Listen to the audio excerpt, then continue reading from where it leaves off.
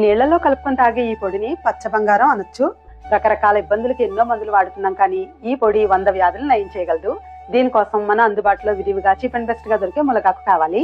దీనిలో క్యారెట్ లో కంటే 8 రెట్లు విటమిన్ ఏ, నారింజలో కంటే 7 రెట్లు విటమిన్ సి, పాలు పెరుగులో కన్నా 17 రెట్లు కాల్షియం, 9 రెట్లు ప్రోటీన్, అరటి పండులో కంటే 15 రెట్లు పొటాషియం, అన్నిటికంటే ముఖ్యంగా పాలకూరలో కన్నా 25 రెట్ల ఐరన్ ములగాకులో ఎక్కువ ఉంటుంది. అవకాశం ఉన్నంత ములగాకు తెచ్చుకుని వలిచి 2 సార్లు కడిగి పొడి క్లాత్ మీద నీడలో 6 గంటలు ఆరబెట్టుకోవాలి.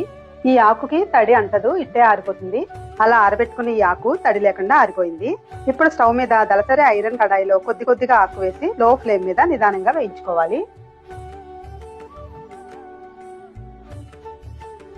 వేయించిన ఆకునంతా చల్లారనిచ్చి చల్లారిన ఆకుని మిక్సీ జార్ లో కొద్ది కొద్దిగా వేసుకుని మెత్తగా పౌడర్ గా గ్రైండ్ చేసుకోవాలి. పౌడర్ మొత్తం గ్రైండ్ చేశాక తడి లేని గాజు సీసాలో వేసుకుని మూత పెట్టి వాడుకోవాలి.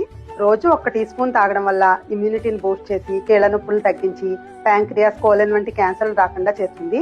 అంతేకాదు మరెన్నో అద్భుతమైన ఆరోగ్య ప్రయోజనాలను అందిస్తుంది. Thank you for watching.